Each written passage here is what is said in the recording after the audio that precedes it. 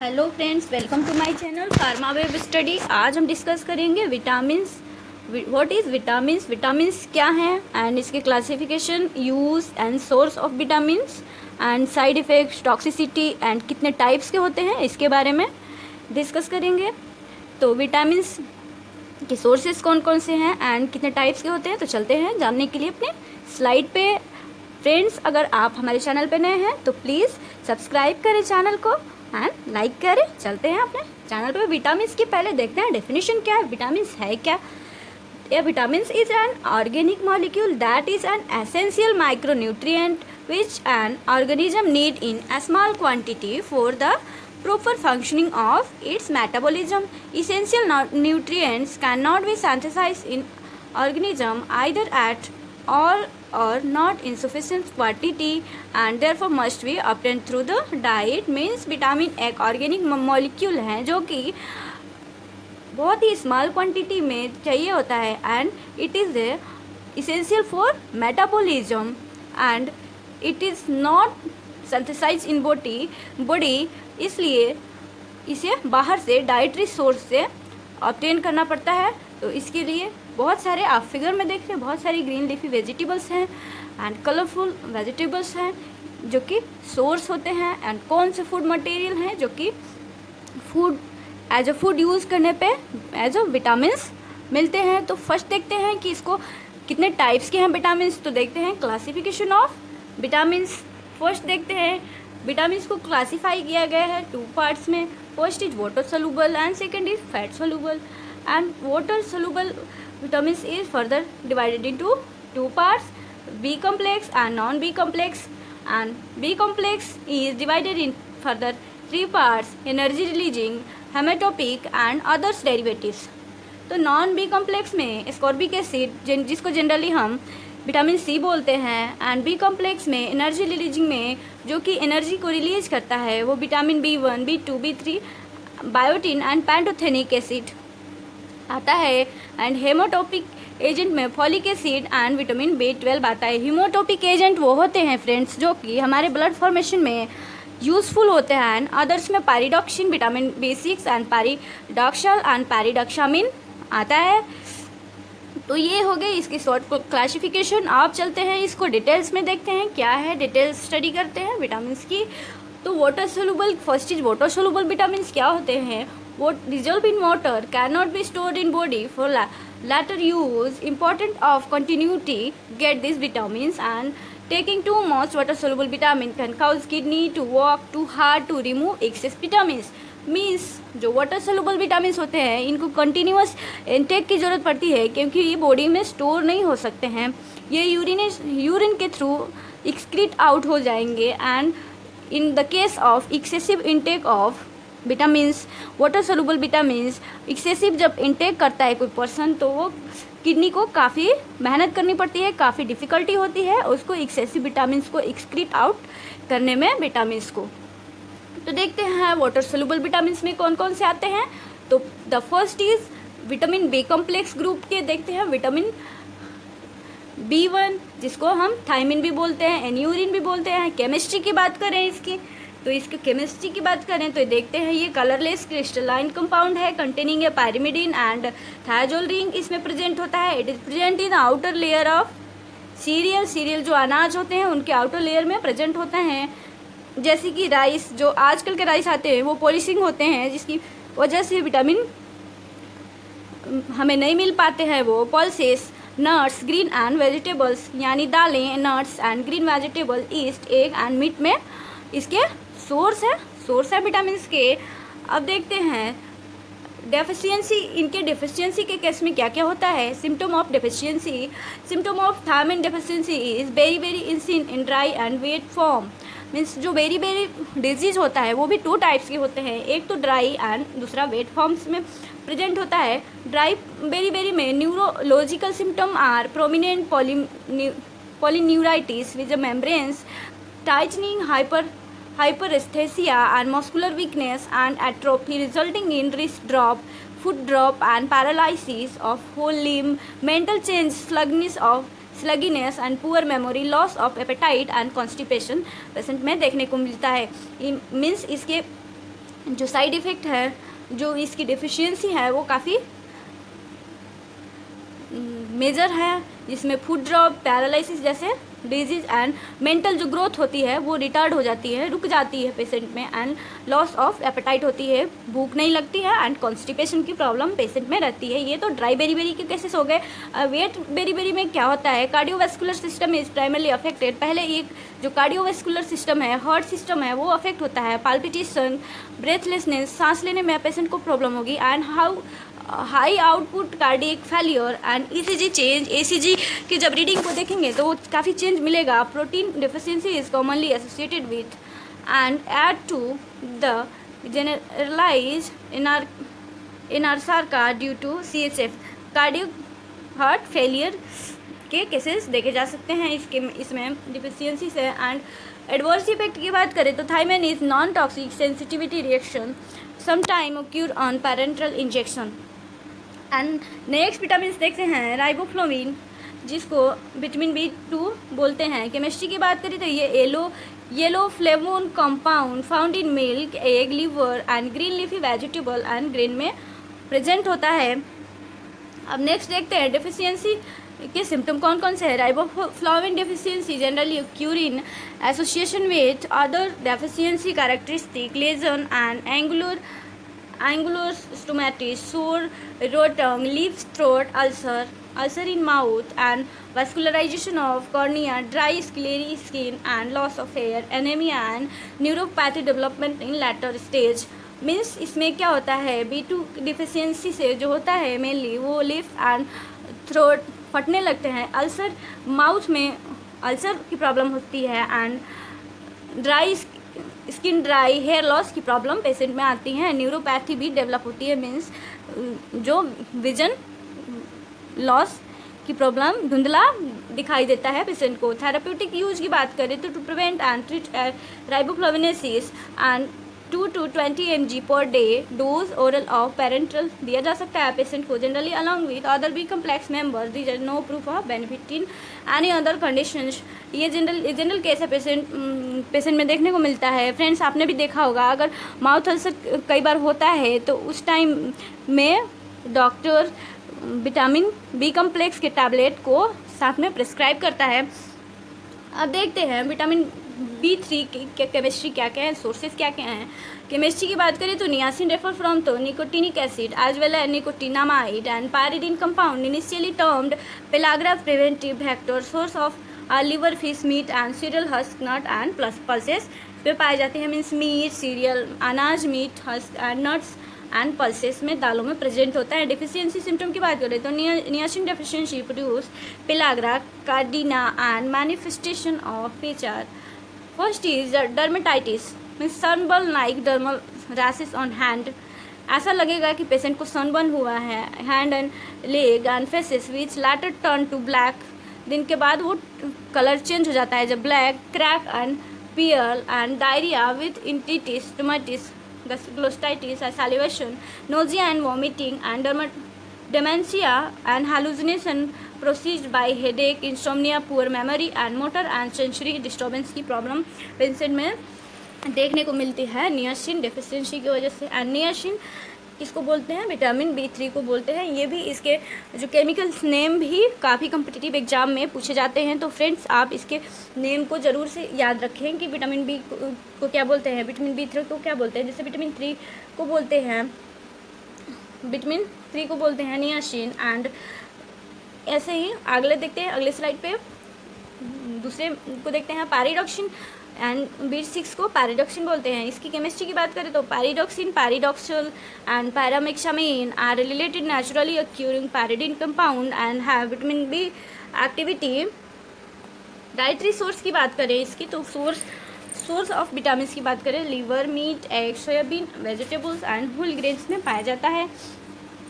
Absorption की बात करें तो ये fat, absorption of fat, all 3 form of vitamin are well absorb from the intestine में एब्जॉर्ब होता है। They are oxidize in the body, excrete as pyridoxic acid, little in stored. And physiological role and action की बात करें तो pyridoxine and pyridoxamine are readily oxidize to pyridoxal and which phosphorylation to pyridoxal phosphate as coenzyme, जो कि phosphate एक coenzyme की तरह काम करता है एंड पायरिडॉक्सिल डिपेंडेंट रिएक्शन में यूज़ होता है।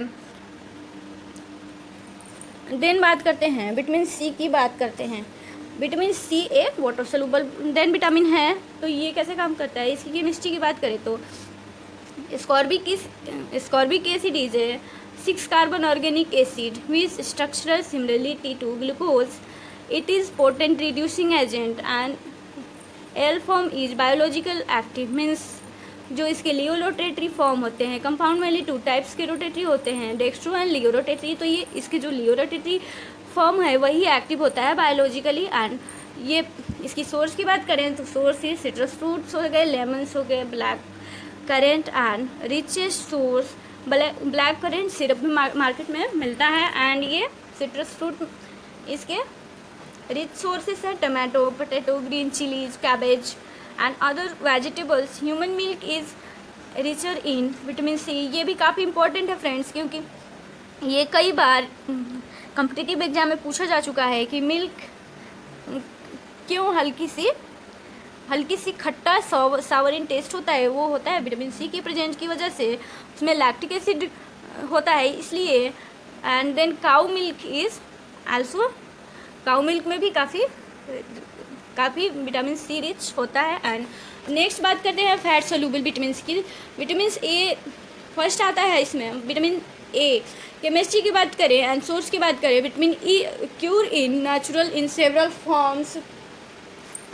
forms retinol. Vitamin A1 is an unsaturated alcohol containing an iodine ring. Marine fish and cod, shark, liver oil are appreciate amount are present in egg yolk। जो egg का yellow वाला part होता है उसमें, जिसको egg yolk बोलते हैं, milk and butter में प्रेजेंट होता है। डिहाइड्रो इरेटिनॉल, जिसको विटामिन A2 बोलते हैं, is present in fresh water and fresh water fishes में। Carotenoid are pigment found in green plant carrot and इसका नाम भी जो है ना कैरोट, इसे पढ़ा है कैरोट, इन कैरोटीन से पढ़ा है कैरोट। टर्निप, स्पेनिश एंड पालक, कैरेट एंड टर्निप में प्रेजेंट होता है। Beta carotene is the most important carotenoid. It is inactive and such one molecule speed to improve 2 molecule of retinol. Man on normal diet gets half of his vitamin A and retinol half from carotenoid। ये visual cycle के लिए भी important होता है। And visual cycle में क्या करता है, retinol generally by reversible oxidation of retinol is a component of the light sensitive pigment rhodopsin, जो प्रेजेंट होता है हमारी कॉर्निया में, synthesized by rod during dark adaptation. His pigment get bleached and split into component by dim light। and ये reproduction के लिए भी काफ़ी इंपॉर्टेंट है। Retinol is needed to maintenance of spermatogenesis and foetal development के लिए भी काफ़ी इंपॉर्टेंट होता है। इम्यूनिटी के लिए भी काफ़ी इंपॉर्टेंट होता है। Increase susceptibility to infection, cure in vitamin A deficiency. Physiological amount of vitamin A appear to require for proper antibodies response, normal lymphocyte proliferation are kill functions. Means immunity के लिए, reproduction के लिए, epithelial tissue के लिए भी काफ़ी, health के लिए भी काफ़ी इंपॉर्टेंट होता है। एंड देन विजुअल साइकिल के लिए भी इंपॉर्टेंट होता है। नेक्स्ट देखते हैं विटामिन डी। इसमें तो ज़्यादा डिस्कस करने की ज़रूरत नहीं होती है फ्रेंड्स। ये विटामिन डी कैल्सिफेरॉल जो कि हमारे बोन में सिंथेसाइज हो जाता है, हमारे बॉडी में सिंथेसाइज होता है through the sunlight. And sunlight इससे मतलब लेने की ज़्यादा ज़रूरत नहीं पड़ती है बाहर से। विटामिन डी ये नेचुरल लाइट सनलाइट से ही पूरी हो जाती है, इसलिए इसमें सोर्स की मैंने जिक्र नहीं किया। आप विटामिन डी की इंपॉर्टेंट देखें तो ये क्या करता है, lower the cancer risk, cancer के रिस्क को कम करता है। Protect against asthma, prevent fracture के विटामिन डी जो है वो क्या करता है, हमारे बॉडी में कैल्शियम के सिंथेसिस में हेल्प करता है। कैल्शियम की कैल्सिफिकेशन के लिए बोन के रिस्पॉन्सिबल होता है, जिसकी वजह से क्या होता है, फ्रैक्चर नहीं होता है। लोअर ब्लड प्रेशर, ये ब्लड प्रेशर को लो करता है। हमारे ब्लड में भी कैल्शियम प्रेजेंट होता है एंड कैल्शियम के सिंथेसिस के लिए विटामिन डी ज़रूरी होता है, तो ये कहीं ना कहीं अफेक्ट करता है vitamin D. And then boost immunity, immunity को बूस्ट करता है। इम्प्रूव आवर मूड, मूड को इम्प्रूव करता है, ये मूड को इम्प्रूव करता है। And then boost immunity, improve mood and maintain healthy heart, and heart को भी हेल्थी रखने में काफ़ी इंपॉर्टेंट है। And enhance athletic performance, and जो फिजिकल हेल्थ है उसको भी मेंटेन रखता है। अब नेक्स्ट देखते हैं विटामिन ई के बारे में। तो विटामिन ई का केमिस्ट्री की बात करें तो number of tocopherol abundant and potent have vitamin E activity. The D isomer is more potent than L isomer. Wheat germ and oil is the richest source. Wheat germ होता है जो उसमें rich source है vitamin ई का. And other the cereals, nuts, spinach and egg yolk is rich source of vitamin E. 1 mg of DA tocopherol is called and tocopherol equivalent equal to 1.49 unit of vitamin E. The daily requirement of vitamin E is estimated at 10 mg. It is increased by high intake of polyunsaturated fat. Absorption की बात करें the fat vitamin E is absorbed from intestine and through lymph, which help to bile. It circulate in plasma and associated with beta lymphocyte. It is stored in tissues and excreted slowly in bile and urine metabolite. अब then बात करते हैं इसको, ये किसके लिए responsible होता है? ये रिस्पॉन्सिबल होता है विटामिन ई काफ़ी चीज़ों के लिए। ये हेल्थी प्रेगनेंसी के लिए भी काफ़ी यूज़फुल होता है। Physiology and physiological role and action की बात करें तो vitamin E act and antioxidant protecting unsaturated lipid it cell membrane coenzyme. It act as a coenzyme Q and form free radical oxidation damage and curbing generation and toxic peroxidization product and feeding animals with polyunsaturated fat. Increase vitamin E requirement, while antioxidant like cysteine, methionine and selenium chromanone prevent some vitamin E deficiency symptom in animal. However, vitamin E might be having some specific action or structural role in biological membrane and biological membrane के formation में भी use होता है, because the deficiency symptom are not relieved by this unrelated antioxidant and ये काफ़ी important होता है।